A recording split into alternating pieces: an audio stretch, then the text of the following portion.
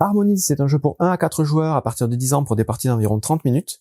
Dans le jeu, vous allez devoir créer un paysage harmonieux, donc avec des animaux, avec des forêts, avec éventuellement des montagnes, des fleurs, des maisons et des rivières.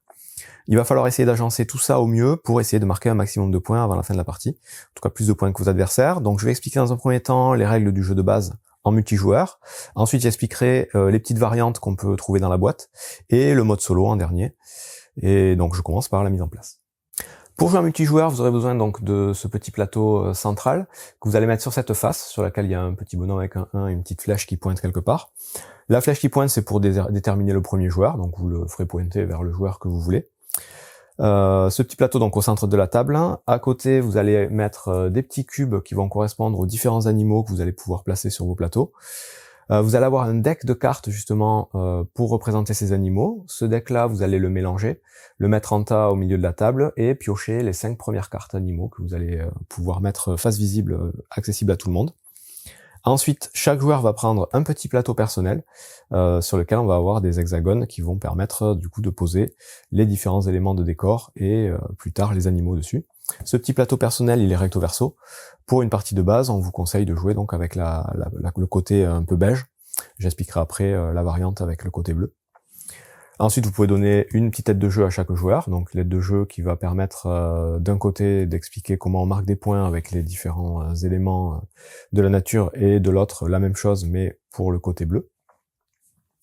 Et enfin, vous aurez un petit sac dans lequel vous allez mettre tout un tas de jetons de couleurs qui vont correspondre aux différents éléments de votre paysage. Donc il y aura les arbres, il y aura les montagnes, il y aura les fleurs, il y aura les maisons, il y aura les rivières.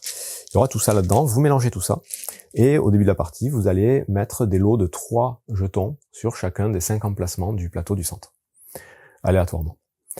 Une fois que vous aurez fait ça, vous êtes prêt à commencer la partie. Donc une partie d'Harmonise va durer un certain nombre de tours. Il y a 2 conditions de fin de partie. La première, c'est qu'on doit re-remplir le plateau central alors qu'il n'y a plus de jetons dans le sac.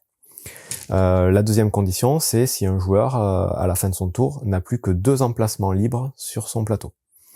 Dans les 2 cas, on finit pour que tous les joueurs aient joué le même nombre de tours. Donc on se souvient que le premier joueur est pointé par la flèche. Et on passe au décompte de fin, où on va compter les points, et il y a plusieurs choses qui vont rentrer en compte. Le tour de jeu va être décomposé en 2 phases très simples. La première, obligatoire, ça va être de récupérer un lot de 3 jetons sur le plateau central. Donc si je suis le premier joueur, début de la partie, je vais analyser éventuellement les cartes animaux qui vont être disponibles, parce que ça va avoir son importance, et je vais récupérer les jetons qui m'intéressent. Ces jetons-là, quand je les récupère, je dois tout de suite les placer sur mon plateau, en respectant quelques petites règles, mais la règle principale, c'est que on va pouvoir placer sur une case vide n'importe quel jeton. Donc les cases où il n'y a rien, on peut placer n'importe quoi. Ensuite, donc il y a les jetons de rivière, les jetons bleus.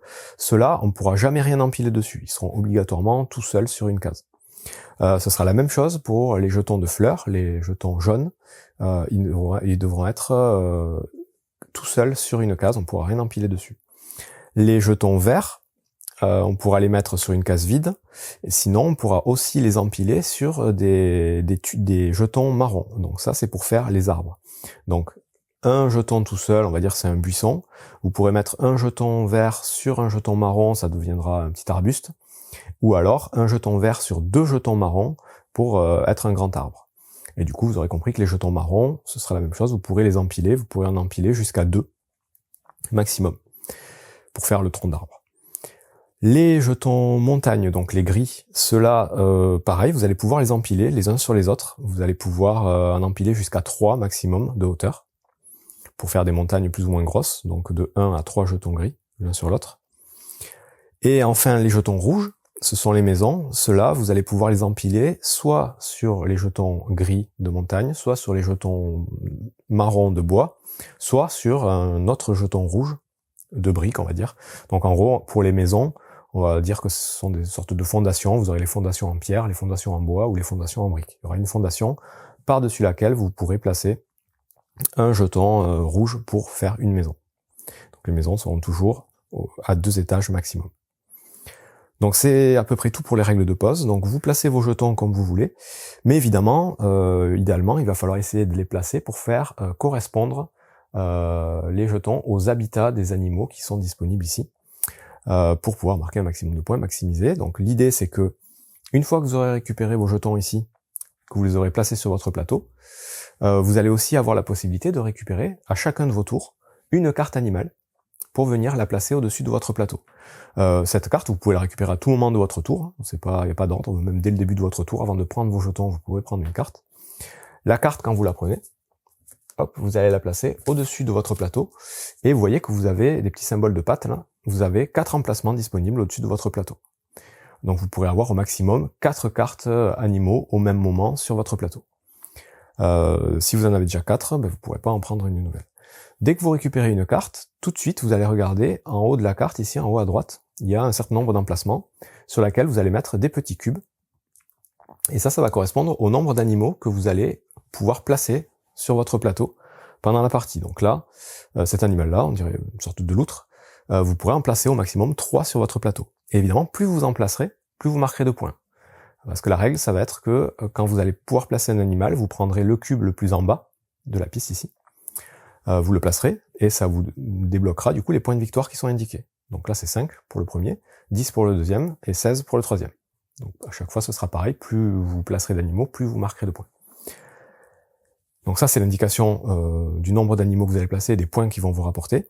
Et en bas au centre de la carte, vous allez avoir la façon dont il va falloir agencer votre terrain pour pouvoir placer l'animal dessus. Donc là on vous dit que cet animal, il pourra se placer, donc ils sont représentés les animaux par les petits cubes, il pourra se placer sur un jeton de rivière, un jeton d'eau, qui sera à côté de 2 jetons d'arbustes. Et exactement dans cette configuration-là. C'est-à-dire que là, quand je vais placer mes 3 jetons ici, il faudra que je les place exactement comme ça. Au niveau de l'ordre, après je peux faire des rotations, c'est-à-dire que j'aurais pu très bien les mettre aussi comme ça, ou même comme ça. Il faut juste avoir voilà, un bleu et 2 verts alignés, un bleu et 2 verts, dans cet ordre. Donc une fois que j'ai placé mes jetons, j'ai récupéré éventuellement ma carte, à la fin de mon tour, je peux éventuellement placer des animaux sur mon terrain si j'ai bien respecté les conditions. Et là, je peux en placer autant que je veux. Si j'avais eu plusieurs cartes animaux et que les nouveaux jetons que j'avais placés sur mon plateau me permettaient de mettre plusieurs animaux directement, ben, j'aurais pu placer directement plusieurs animaux. Là, j'ai respecté la condition pour la loutre, je peux prendre le premier cube de loutre et le placer comme indiqué sur le jeton correspondant. Et vous voyez en fait que sur la partie droite de chaque carte, vous avez une couleur qui correspond donc aux couleurs des jetons, qui vous dit à chaque fois sur quelle couleur l'animal va se placer. Donc celui-là, il se place sur du bleu. Celui-là, il se place sur du gris. Celui-là, il se place sur du rouge. Ça, c'est une petite indication qui peut vous aider à y voir un peu plus clair. Une fois que j'ai fait toutes ces étapes, à la fin de mon tour, je vais remettre une carte éventuellement ici, si j'en ai pris une. Donc, je vous dis, c'est facultatif de prendre une carte à chaque tour. Et je vais remettre 3 nouveaux jetons à l'endroit où j'ai pris mes jetons pour le joueur suivant. Donc, piocher au hasard dans le sac. Et du coup, c'est au joueur suivant de faire la même chose. Il va devoir prendre un lot de 3 jetons, les placer sur son plateau en respectant les règles que je viens d'expliquer. Éventuellement prendre une carte animale et éventuellement poser des petits jetons animaux sur son plateau s'il a bien respecté les conditions. Puis c'est au joueur suivant et on va tourner comme ça jusqu'à ce que, je vous ai dit, un joueur n'ait plus que 2 emplacements de libre sur son plateau ou qu'il n'y ait plus suffisamment de jetons pour remplir le plateau. Dans ce cas-là, on finit le tour en cours, même s'il manque des jetons sur le plateau, jusqu'à ce que tout le monde ait joué le même nombre de tours, et on passe au décompte de fin. Pour le décompte de fin, il va y avoir plusieurs choses qui vont entrer en compte. Donc vous avez dans la boîte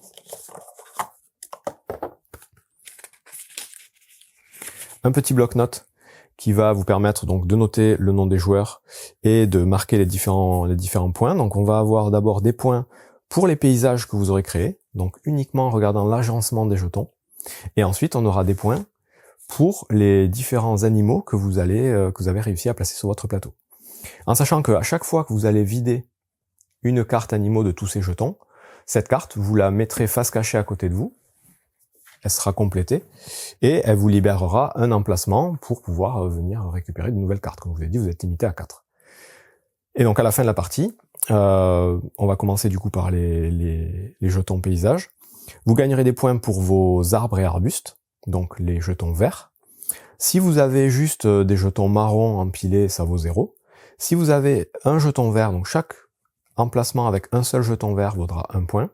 Chaque emplacement avec un jeton marron par-dessus lequel on met un jeton vert vaudra 3 points, et chaque emplacement sur lequel on aura un grand arbre, donc 2 jetons marrons et un jeton vert, vaudra 7 points, tout simplement, où que ce soit sur votre plateau. Ensuite, vous allez marquer des points pour vos montagnes. Les montagnes, c'est pareil, ce sera des points en fonction de la taille des montagnes, sauf que là, il faudra obligatoirement que ce soit des montagnes qui ne soient pas isolées. C'est-à-dire que si vous avez juste une montagne ici toute seule, sans aucune autre montagne autour, ça vaut 0. C'est ce qui est marqué là, il n'y a pas de chaînage. Si par contre, vous avez 2 montagnes côte à côte au minimum, donc 2, 3, 4, autant que vous voulez, dans ce cas-là, les montagnes vont vous faire marquer des points. Ce sera 1 point pour une montagne à 1 étage, 3 points pour une montagne à 2 étages, comme ici, ou 7 points pour une montagne à 3 étages. Mais il faut qu'elle soit vraiment dans un groupe. C'est à peu près la même chose pour les fleurs. Donc les fleurs, comme je vous ai dit, elles sont toutes seules au ras du sol, on ne peut pas les empiler sur quoi que ce soit. Et si vous avez une fleur toute seule, elle vaut rien. Si par contre vous avez un groupe de fleurs, peu importe le nombre, donc au minimum 2, chaque groupe de fleurs vous vaudra 5 points. Donc là j'ai un groupe de fleurs qui vaut 5 points. Si mon groupe était beaucoup plus gros, il aurait valu seulement 5 points aussi. C'est vraiment les groupes différents et dissociés qui vaudront 5 points. Ensuite, on va avoir les maisons. Donc les maisons, comme je vous ai dit, c'est obligatoirement 2 jetons empilés. Et les maisons, il va falloir, pour qu'elles marquent des points, qu'elles soient entourées de jetons de couleurs différentes. Donc si vous avez une maison isolée toute seule, elle vaut rien. Si vous avez une maison à côté d'une seule couleur de jetons, elle vaut rien aussi. À côté de 2 couleurs de jetons, ça vaut rien non plus. Par contre, si vous avez une maison à côté de 3 couleurs de jetons différentes, c'est ce qui est marqué là, dans ce cas-là, la maison vaut 5 points. Donc chaque maison qui sera entourée d'au moins 3 couleurs différentes vaudra 5 points dans votre paysage. Et enfin le dernier genre de jetons qui va vous faire marquer les points, c'est le jeton rivière. Donc là, on va tout simplement regarder votre plus longue rivière sur votre plateau, en prenant en compte les différents embranchements et en prenant le chemin le plus court. Et vous allez marquer les points par le nombre de jetons qui composent cette rivière. Donc si vous avez qu'un seul jeton rivière, ça vaut 0. Si vous en avez 2, ça vaudra 2 points. 3, ça vaut 5 points, et ainsi de suite, jusqu'à 15 points pour 6 jetons, et plus encore si vous avez des jetons supplémentaires. Voilà tous les points que vous marquerez pour votre paysage, que vous allez reporter sur la colonne de gauche du scoring de fin de partie. Ensuite, vous allez marquer des points pour vos animaux. Et donc là, c'est tout simple. On va dire qu'en fin de partie, j'en suis comme ça. J'ai déjà complété une carte animale complètement. Donc dans ce cas-là, toutes les cartes comme ça, vous allez les retourner, vous allez marquer les points qui sont indiqués tout en haut à droite. Donc le maximum, ici ce sera 16 points. Et ensuite, toutes les cartes que vous aurez encore au-dessus de votre plateau, vous marquerez les points correspondant au dernier emplacement sur lequel il n'y a pas de cube. Donc là, ce serait 6 points par exemple. Cela ne fera pas de points.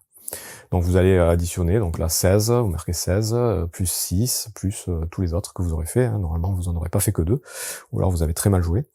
Et enfin, vous ferez le total de votre colonne de paysage plus votre colonne d'animaux, et ça vous fera un total final. Celui qui aura le plus de points, évidemment, sera déclaré vainqueur. En cas d'égalité, ce sera celui qui aura posé le plus de cubes animaux sur son plateau qui sera déclaré vainqueur. Et on a fait le tour de la règle de base multijoueur. Donc maintenant les petites variantes. Donc première variante, si vous jouez avec le verso du plateau, dans ce cas-là vous retournerez votre tuile de décompte ici. Là la seule chose qui va changer, c'est déjà l'emplacement des hexagones, ça c'est une chose, mais c'est surtout le scoring des rivières. Donc tous les autres scorings, donc les arbres, les montagnes, les fleurs et les maisons, c'est identique à ce que je viens d'expliquer. Pour les rivières par contre, ce qui fera marquer des points en fait, ce seront les différentes îles que vous allez créer. Donc là, en fait, vous êtes sur l'eau et vous allez pouvoir découper un petit peu le plateau en différentes îles. Donc, si je suis dans cette configuration-là, en fin de partie, j'ai une petite île ici, une île ici et une grosse île ici. Donc, j'ai 3 îles différentes qui sont découpées par une zone d'eau. Mais chaque île vous fera marquer 5 points en fin de partie, tout simplement. Donc là, j'aurai 5, 10, 15. Si j'avais été dans cette configuration-là, on va rajouter un dernier. J'aurais eu une île ici, une île ici, une île ici, et une grande île ici, donc ça m'aurait fait 20 points.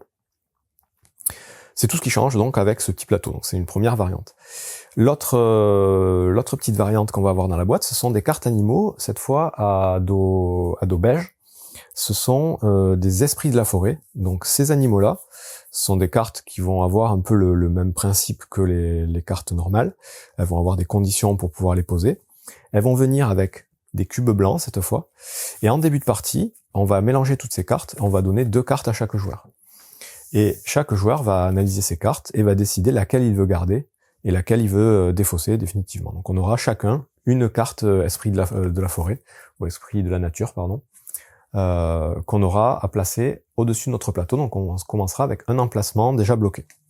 Sur cette carte, on mettra donc notre petit cube blanc, qui donc le différencie des autres animaux. Et cet animal, donc cet esprit de la nature, on va pouvoir le poser à un moment ou un autre de notre tour, exactement comme n'importe quel autre animal, en respectant du coup sa condition de pose. Donc lui il se pose, vous voyez la tranche sur du bleu, et il faut respecter cette condition-là. Quand on l'a, on le pose. Bon, là je l'ai pas fait, mais admettons, hein, vous avez compris. Hop, pour l'avoir lui, il faudrait une montagne à 2 cases ici, et 2 trucs d'eau, voilà. Là j'ai la condition, je le pose.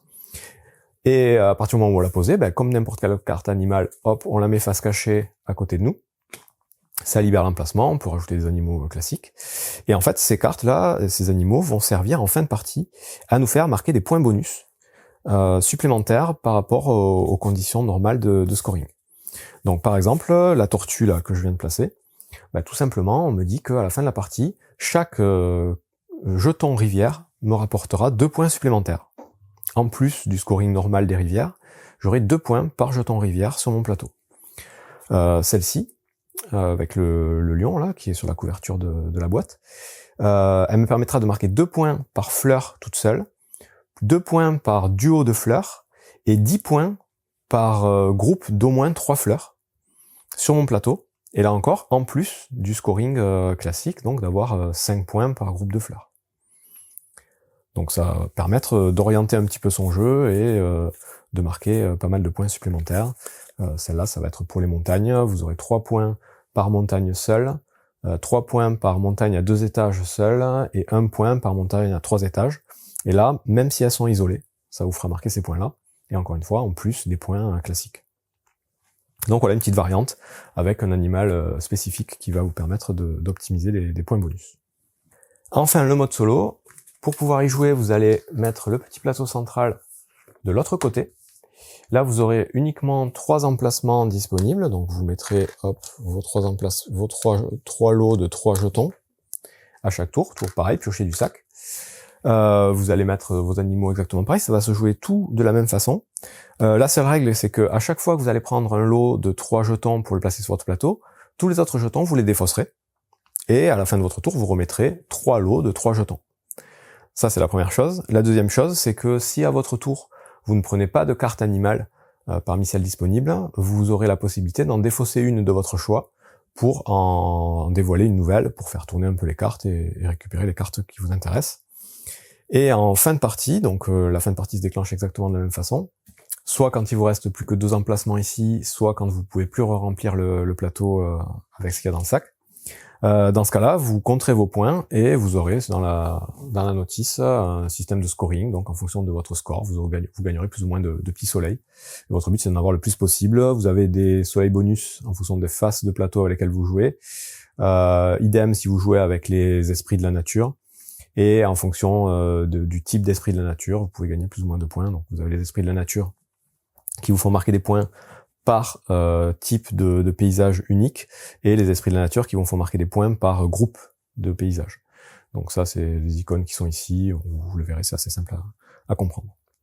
Et on a fait le tour des règles de Harmonies, donc comme vous pouvez le voir, un excellent petit jeu d'agencement, de puzzle game un petit peu, avec des tours très rapides, des règles assez simples, des illustrations superbes, donc vraiment un très très bon jeu dans cette catégorie-là, que je vous conseille fortement. Bon jeu!